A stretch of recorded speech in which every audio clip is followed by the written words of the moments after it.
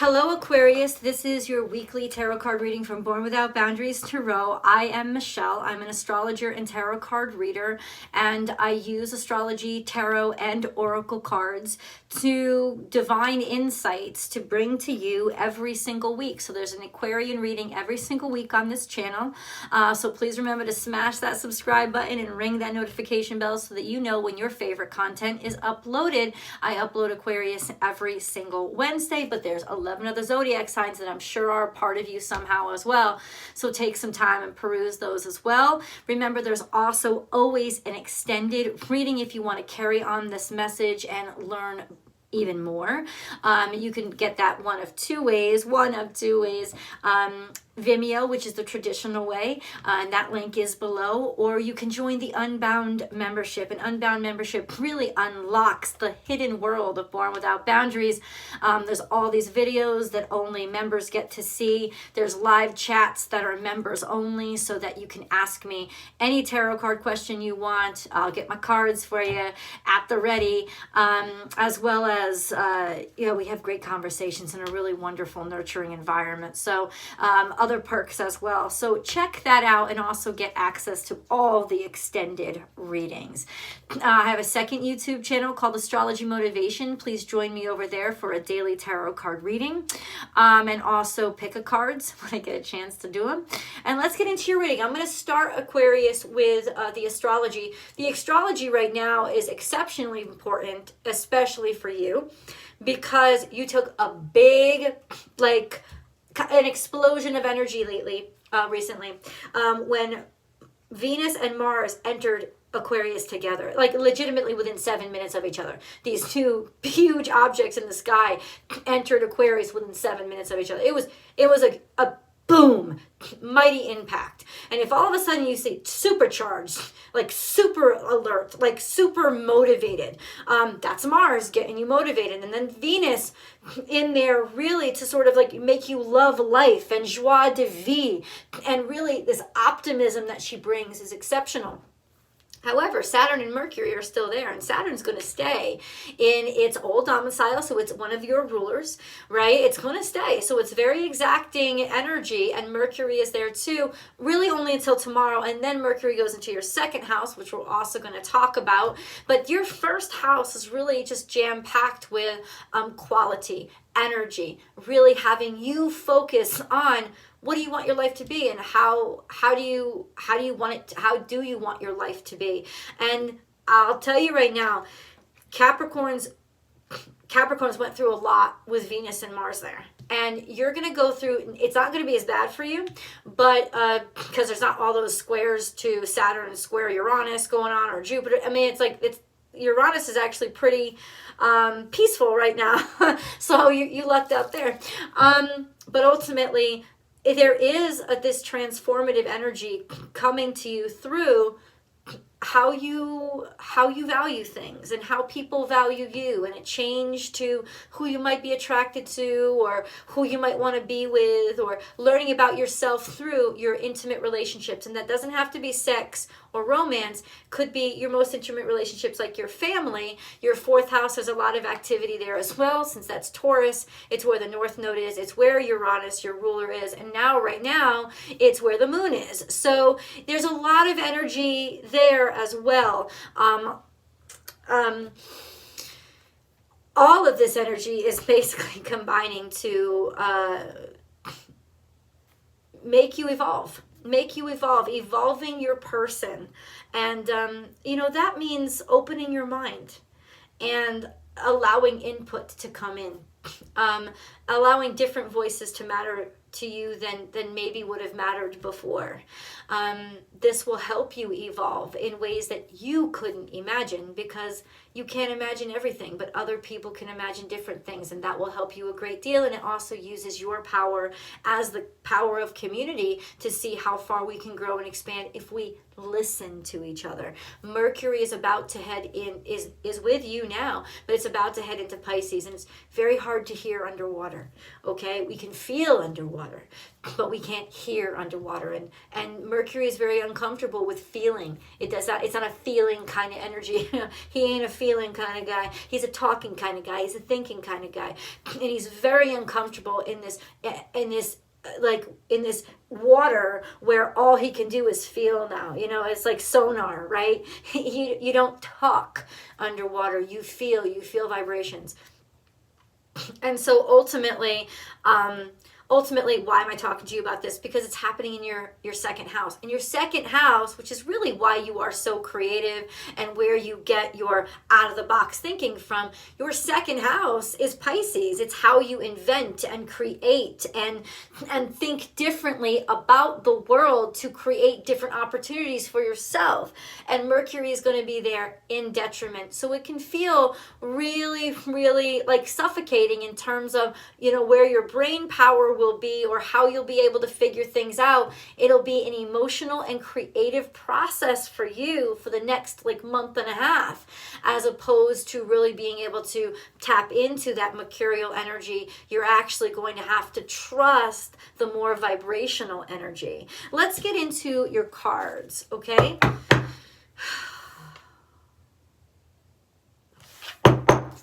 Aquarius. What do you need to tell Aquarius, God?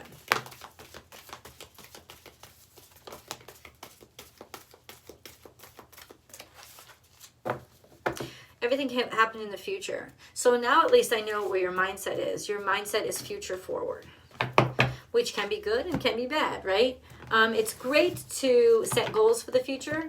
It's actually going to cause you a lot of struggle if all you do is focus on the future, right? You want to focus on the current moment and the gratitude for the current moment and finding happiness in the current moment, because that's what creates the future that you actually desire. But let's look about how you see the future. Act as if, which is some sort of deception or illusion or masquerade, camouflage, trying to fit in. Time to let go, which is in reverse, scorpionic energy. You haven't been able to let go, and it's causing you a great deal of unrest. So let's talk about this, because this is one of those rare moments where my cards are actually predicting the actual future, which is saying you're not letting go of something. And ultimately, it's become almost a self-deception. You know, chameleon is about deception, but it's about a self-created deception, right? It's you're trying to fit into or make it look like something is happening that really isn't, because underneath the surface, your heart is being eaten away at. You know things aren't working out. You feel stuck, and you're definitely not at peace. And ultimately, this is where your future is going, and it's got a lot to do with something about fitting in, disguising, changing yourself, changing your colors, or how you're changing or why you're changing. Ultimately, this is a beautiful time to not try to fit in. It's a time to stand out. And not because you've asked to stand out, but because ultimately it's about honoring your purpose. It's not even about honoring the self. It's about honoring the purpose. So let's try to get some cards that will explain what's going on right now for Aquarius. So that's interesting. We go to the far... This is a unique reading, I've got to say. We go to the far right, and then we go to the far left, which is the past. Transformation is beautiful. So something you thought was going to happen, you had hopes for happening, or it began, a change began. You see clearly, so this is your energy. This is a sense of you understood or thought you were ready for a transition or a transformation. It's kind of on its side though, so it's almost like acknowledging you didn't really let go, or you didn't really commit yourself to the transition the way that you kind of tried to tell everybody that you did. And then we have reclaim your power is your current situation. And this is like How do you reclaim your power? I'm just going to tell you. You reclaim your power by being in the moment. You don't reclaim your power by being in the past or by being in the future. You reclaim your power by being in the present time and accepting the present time and accepting where you are now, and by honoring where you are now and finding the happiness in the places that exist currently. Like, where is your happiness? Where does your happiness exist here and now? And that's how you get your power back. This is also saying that there's a lot of stamina that's coming back to you with anything that, you know, you thought the way was clear, you thought things were going to change, and it is still clear, but you're regaining your stamina now, and that's a good thing. It's going to help you out a lot. And then we have surrender now. Surrender now has fallen in the future, but I feel like it's sort of the modality right now, because it's Sagittarius energy, and Sagittarius is always future focused. And it's like, surrender it.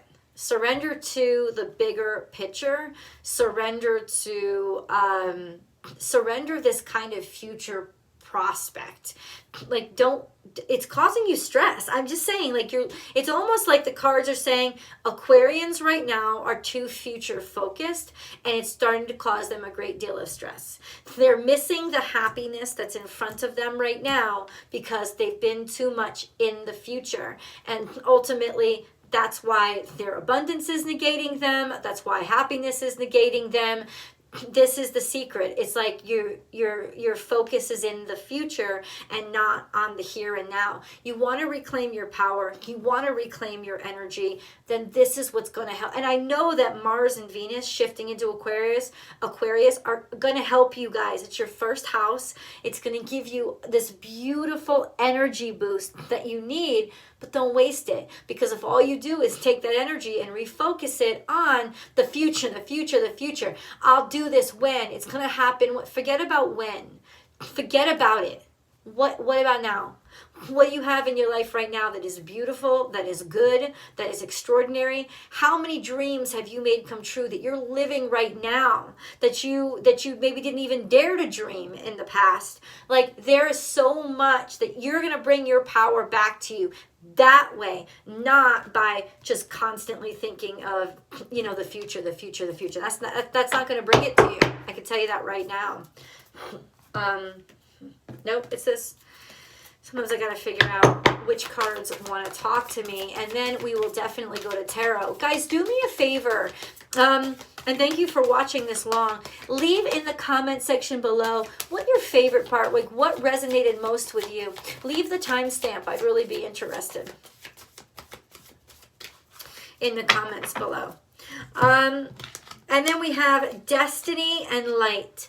And interestingly enough, Destiny isn't coming out in the future, is it? It's not. It's not. You're going to find your you're going to access your destiny, and you're going to access your hope in the here and now. You're also reclaiming back your own trajectory. You're also sort of owning what you're meant to do, what you're meant to be, not fighting it anymore, not resisting it anymore. There is also a sense of coming into the spotlight, like, and being okay and comfortable with being in the spotlight, which honestly you guys usually are. It's true. It's true. So there is this sense of, it is your destiny to understand things, to know things, to realize things. But I want to go a little bit deeper and say, it's like you're claiming your destiny. It's like you're finally connecting with what you're meant to be by being who you are. Wow. Wow. Aquarius.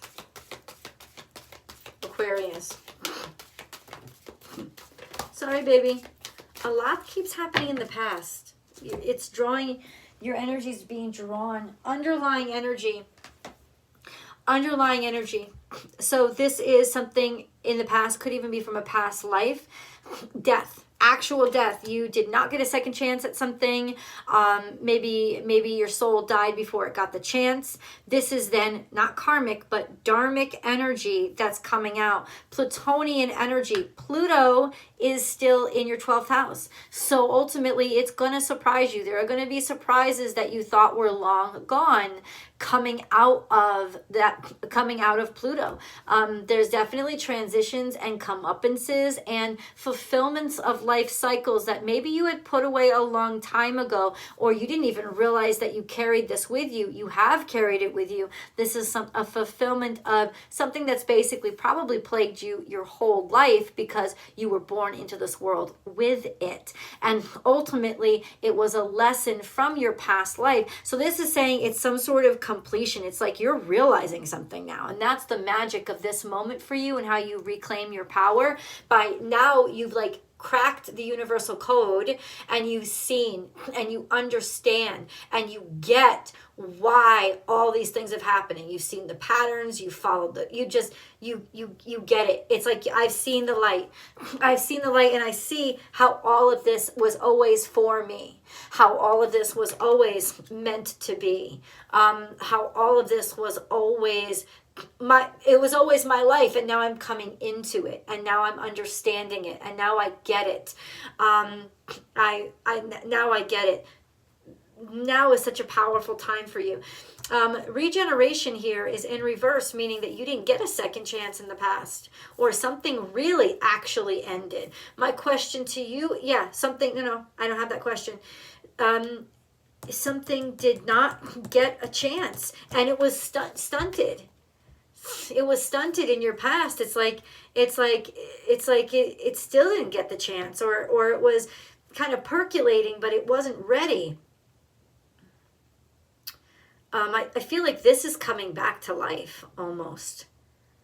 Something is definitely coming back to life here. Can you be more articulate, God? Like, what is this exactly? What is this?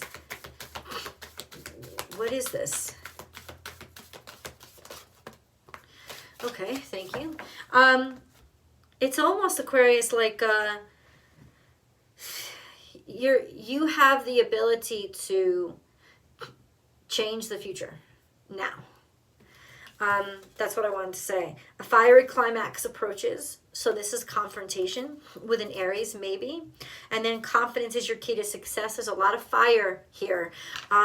Leo energy. So be confident and be bold and be in the moment and be certain. Also, first house energy. You have a lot of confidence right now. Use it. Adjustments are required. Why? You're halfway there. It's like you may have to be more malleable than you expected being, and then expect powerful change and surrender to the divine. So you're not like pushing the bill for something that's not meant to be. You're pushing yourself out of your own way for something that is meant to be. Surrender to the divine and expect powerful change. This is something that you couldn't even foresee. And like I said, it's dharmic. It's not karmic. So karma, you kind of have a closer relationship with, because karma happens, it's Saturn, right? It happens within this 3D world, within your 3D memory. Dharma is not like that. Dharma is Plutonian energy, or that I may not be saying it right. It's that Pluto energy. You don't know this stuff, and it's in the perfect house really to symbolize that happening for you. It's in your 12th house. You don't understand all that was churning before you even came into the world, and ultimately there's something in your subconscious that is coming up and erupting, and it may be surprising you, and you may be going through like a lot of stress and a lot of anxiety right now because stuff's starting to come up and you don't know where it's coming from. Please allow it to come up. Please allow it to happen. It's coming from your past life.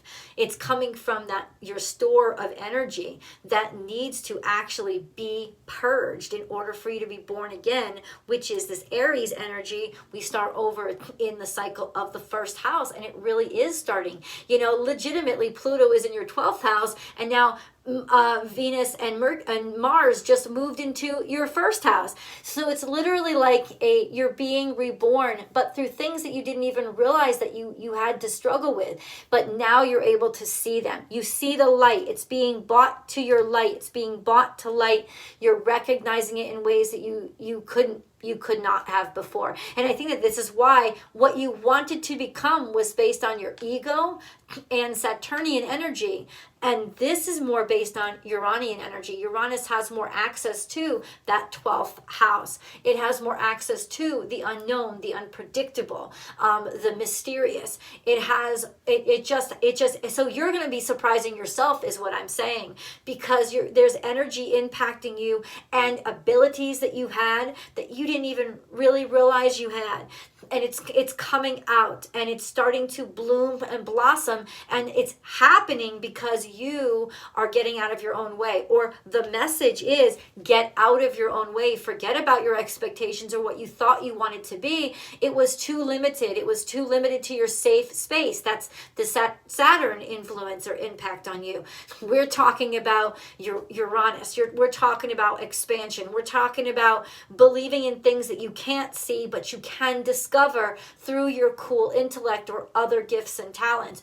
Like we're really talking about that energy right now, and accessing it and allowing Pluto to change you in these mysterious ways, but just don't question all these mysteries that are coming up.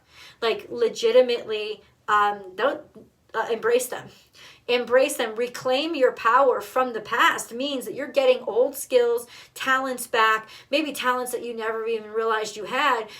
Allow yourself to be introduced to new things. Allow yourself to be growing and expanding and challenging yourself academically. Allow yourself to trust your instincts more and allow yourself to feel more. Allow those feelings to be known, and if not understood, embraced. Let's go to tarot because there's a hell of a lot more to this message. I can't wait to see you guys over there. The links are below.